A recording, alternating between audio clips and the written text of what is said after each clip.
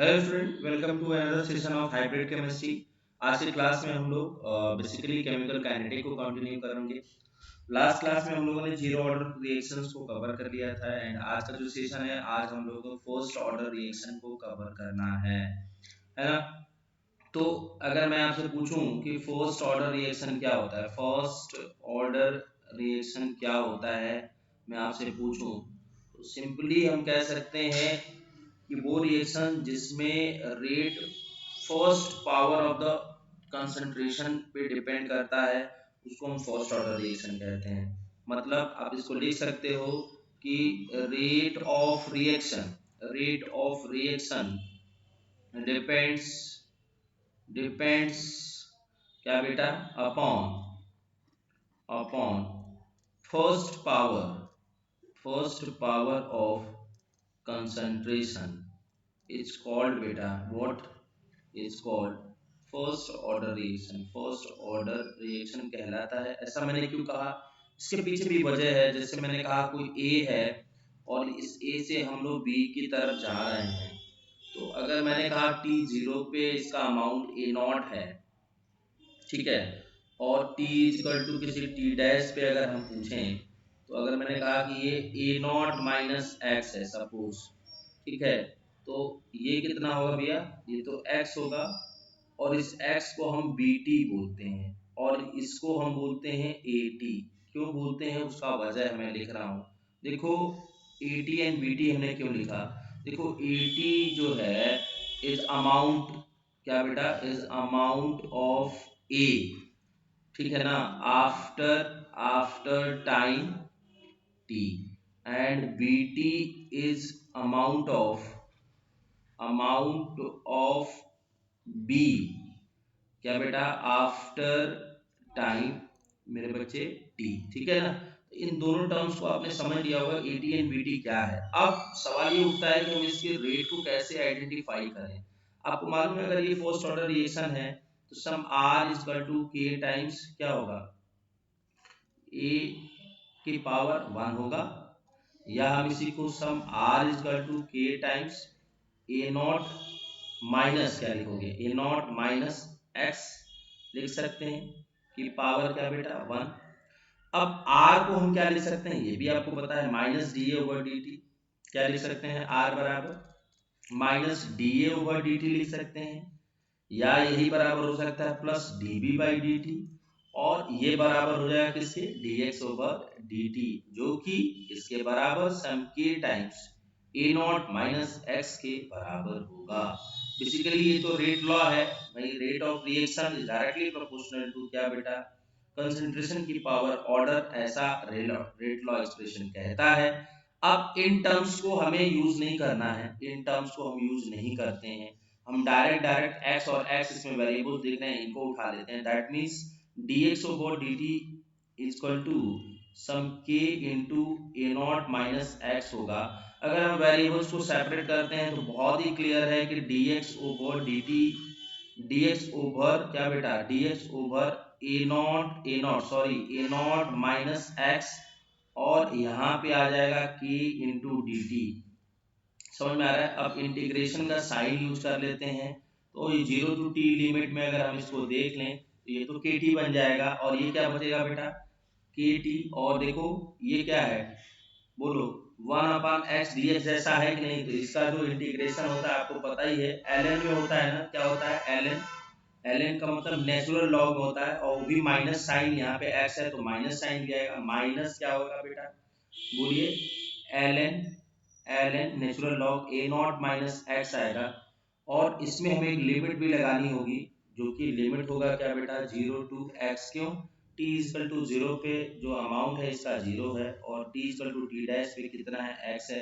Zero to x में हम इसको इंटीग्रेट करेंगे, के टी बराबर, अगर हम इसको इंटीग्रेट करते हैं तो आपको के टी बराबर क्या मिलेगा, माइनस, देखो higher limit minus L N क्या बेटा x, minus lower limit zero, zero अगर पुट करते हो तो ये कितना होगा, सॉरी ये ए नॉट माइनस एक्स होगा। एक मिनट में इसको थोड़ा सा इरेज करके क्लियर लिखता हूँ। ये जो इंटीग्रेशन है इसको आप समझ लीजिए।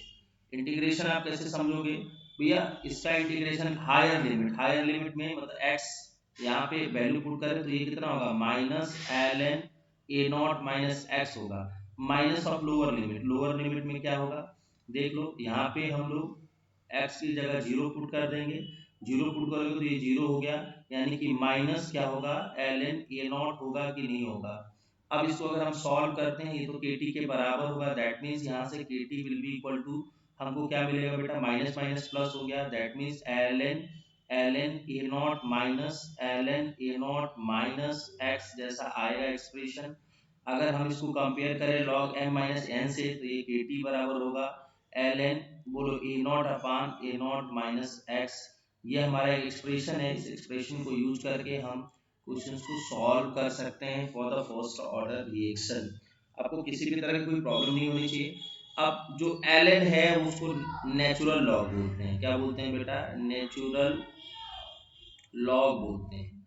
लेकिन अगर हम इसको बेस ई होता है यहाँ पे, लेकिन बेस 10 में जब कन्वर्ट करेंगे तो यही के टी बराबर हो जाएगा 2.303 लॉग, अभी बेस में यहाँ पे 10 हो गया, ये होगा A not upon A not minus X. इसी को हम लिख सकते हैं some K T equal to 2.303 into log base 10। इसको देखो ए नॉट लिख सकते हैं, ए नॉट अपान इसको तो हमने ए टी अभी बोला ही था पीछे, दैट मीन्स ये ए टी हो जाएगा।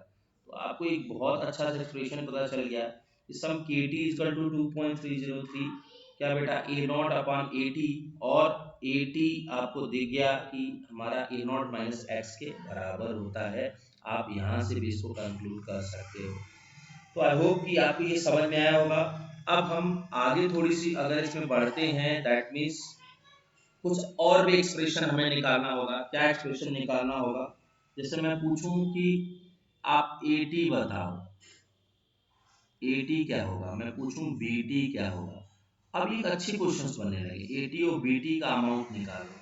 तो सिंपली हम कहेंगे बेटा जी कि some L N A not upon A T will be equal to क्या बेटा सम के टी, और यहाँ से अगर ए नॉट अपान ए टी की मैं वैल्यू निकालूं तो ये होगा, ये बेस ई है ना, ई की पावर में क्या हो जाएगा के टी हो जाएगा। समझ में आ रहा है कि नहीं आ रहा है, पूरी सबको क्लियर हो रहा है, ये बात सबको क्लियर हो रहा है।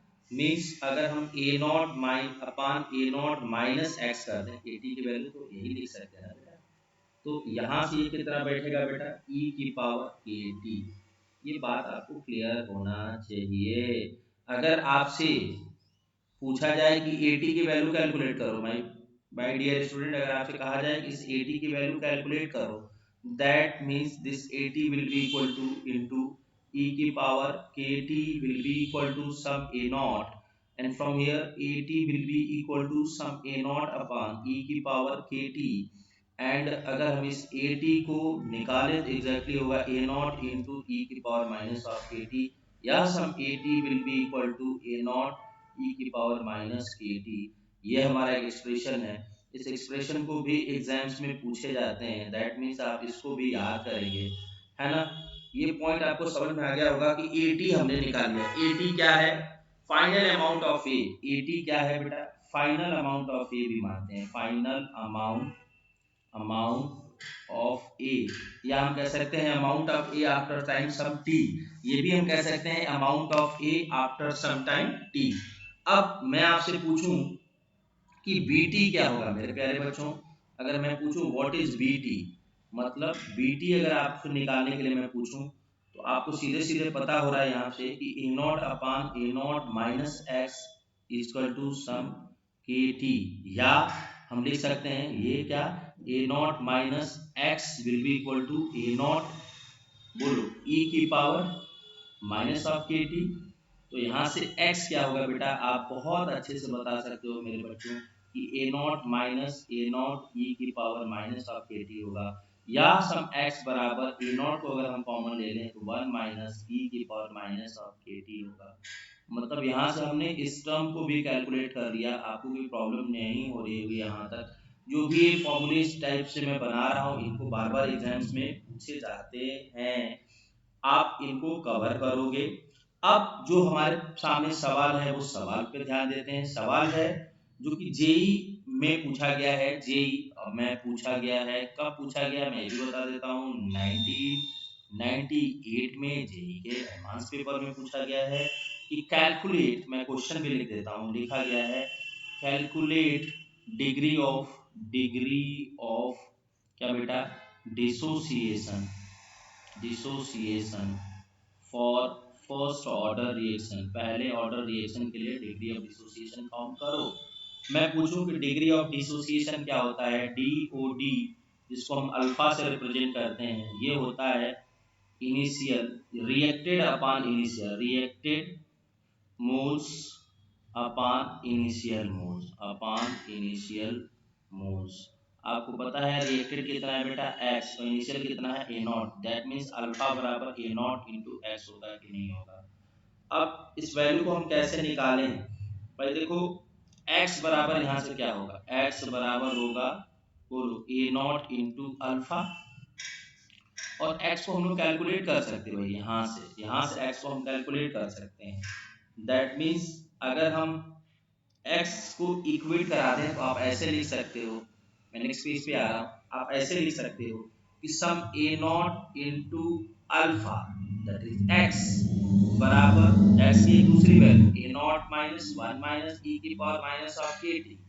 अब यहाँ से आप कह सकते हो कि ये A नॉट कैंसिल हो गया, बोलो ना ये भी तो x की ही एक वैल्यू है, दोनों जगह से x हम लिख दिया, हमने इक्वेट करा दिया, that means A not cut गया और अल्फा की वैल्यू 1 माइनस e की पावर माइनस ऑफ kt। मेरे प्यारे बच्चों ये वाला क्वेश्चन जेई में पूछा गया था, और जब से पूछा गया तब से हम लोग इसको डिस्कस करने लगे, दैट मींस आपको इसको भी याद करना है। अब हम लोग बात करेंगे कि कहीं पे रेट वर्सेस टाइम की इंफॉर्मेशन अगर पूछता है, रेट अगर वर्सेस टाइम की कोई इंफॉर्मेशन पूछता है, दैट मींस हमको फॉर्मूला कौन लगाना पड़ेगा, some r equal to k times a naught. बोलो a नॉट की वैल्यू कितनी है भाई, 80 होता है ना, e माइनस kt होगा, क्यों। अब इस फॉर्मूले से आप बहुत सारे लोग सरप्राइज हो रहे होंगे, सर आपने ऐसा फॉर्मूला क्यों निकला। भैया देखो r बराबर k times a naught minus x हमने लिया था ना, अब इस a नॉट माइनस एक्स को हम 80 लिख सकते हैं, और 80 की वैल्यू क्या था, सम k टाइम्स e की पावर माइनस ऑफ kt नहीं था, तो इस वैल्यू को पुट कर दो यार, इस वैल्यू को यहाँ पे पुट कर दो, पुट किया तो हमें क्या मिला, सम k a नॉट, बोलो a नॉट होगा, सॉरी यहाँ पे a नॉट इंटू kt होगा, इस वैल्यू को पुट कर दिया हमने यहाँ पे, तो a नॉट kt यहाँ पे आके जगह बना लिया। समझ में आ रहा है कि नहीं आ रहा है। अब हम बात करते हैं life time of the reaction, अब हम बात करेंगे लाइफ टाइम ऑफ रिएक्शन, किसी रिएक्शन का लाइफ टाइम कैसे निकालते हैं, life time of the reaction की हम बात करेंगे। देखो लाइफ टाइम वो होता है, लाइफ टाइम अचीवमेंट अवार्ड भी लोग को मिलता है जब लोग पास सभी हो जाते हैं या पूरे जीवन में सारे काम अपने कर रहे होते हैं, उनको लाइफ टाइम अवार्ड मिलता है। तो लाइफ टाइम का मतलब होता है जब 80 की वैल्यू कितनी हो जाए, जीरो हो जाए, बस यही समझना है। 80 की वैल्यू जब तक जीरो नहीं होगा तब तक लाइफ टाइम नहीं मिलेगा, मतलब रिएक्शन हमारा फिनिश होना चाहिए। आपको पता है कि सम टी बराबर होता है ए नॉट ई की power minus of K T. अब इसको मैथमेटिकली हम लोग देख लेते हैं, देखो 80 को जीरो कर दो तो ए नॉट ई की power minus of tea life होगा कि नहीं होगा, क्यों, जब 80 जीरो होगा तो ये लाइफ टाइम दे देगा। अब इस पूरी क्वांटिटी को हमें जीरो बनाना है, ध्यान से सुनना, इस पूरे क्वांटिटी को जीरो बनाना है, ये तो जीरो हो नहीं सकता, कांट जीरो, अगर इनिशियल अमाउंट ही जीरो लोगे तो रिएक्शन कहां से होगा भैया, मतलब इनको जीरो करना होगा, और इस पूरे टर्म को जीरो करने के लिए जो ये पावर वाला टर्म है इसको इनफाइनाइट होना चाहिए। तो यहां से एक रिजल्ट है, यहां से एक रिजल्ट है कि for zero order, for first order reaction life time is infinite. मैं फिर से एक बार समझा देता हूं आप लोगों को, भाई 80 will be equal to some a naught e की पावर माइनस ऑफ kt। अगर इस टर्म को जीरो कर देते हैं तो ये तो जीरो होगा नहीं क्योंकि इनिशियल अमाउंट है, इसको जीरो करना है। इस पूरे पावर वाले टर्म को जीरो तभी कर सकते हैं जब t की वैल्यू इनफाइनाइट होता है, मैथमेटिकली ये प्रूफ हो रहा है। तो टाइम यहाँ से इनफाइनाइट आ रहा है। आई होप कि आप लोगों को ये समझ में आया होगा। In the next video we will discuss life time के बाद half life period. And characteristic of first order reaction and graph, इसको हम लोग डिस्कस करेंगे। ठीक है बेटा, चलो थैंक यू। आज का सेशन हम लोग यहीं पे कंप्लीट करते हैं, है ना। ठीक है।